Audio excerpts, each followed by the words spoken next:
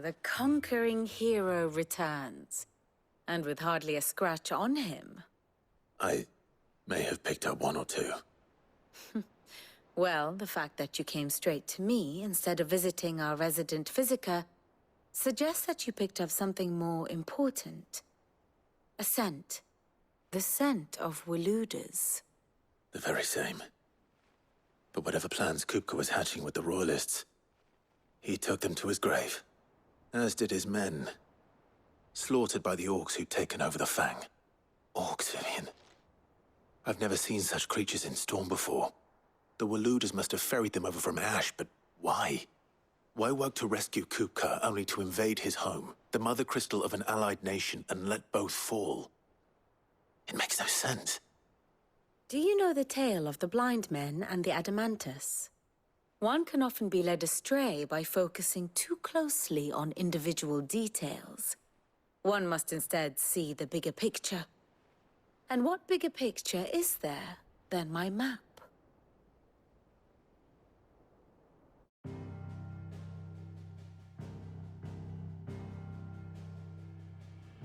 The Kingdom of Waloed claims dominion over all of Ash. It is a nation forged by the bloody conquest of Barnabas Tharm, the dominant of Odin. The Canvarian War of Independence in 849. The Battle of the Twin Realms in 865. The Battle of Belinus Tor in 873. Wheresoever his armies fought, Odin was found where the fighting was fiercest. But of late, the warrior king appears to have laid his sword to rest. Battle rages for control of the crystalline dominion.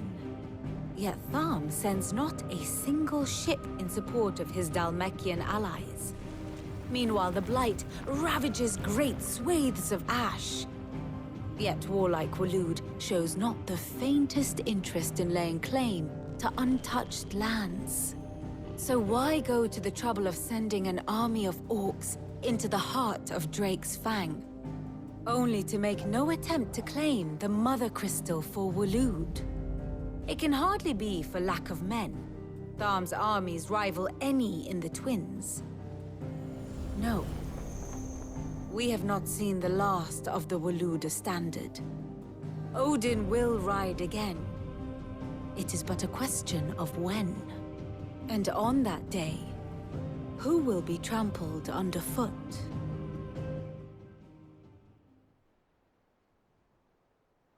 In summary, I know not to what end the Royalists betrayed Kupka. I know only that it is part of some broader scheme. A scheme tied to the ambitions of one man. King Barnabas. But there is no need to wallow in confusion. If one is to cure a sickness, one must first identify the symptoms. And your Lord Uncle has volunteered to do just that by keeping an eye on the Royalists' movements. He's really throwing himself into this. Indeed he is. Which means all that remains for us to do is await his reports. Well, not quite all in your case. The people of the Hideaway must hear the news. Justice has been done. Hugo Kupka is dead. The wounds he left that night are still raw, especially for those who lived with Sid the longest. Tell them that those wounds might finally begin to heal. Consider it the price of today's instruction. I've never known you to be sentimental. What can I say? I am only human. And we are, all of us, sentimental animals at heart. I suppose we are. Very well. I'll go and spread the word.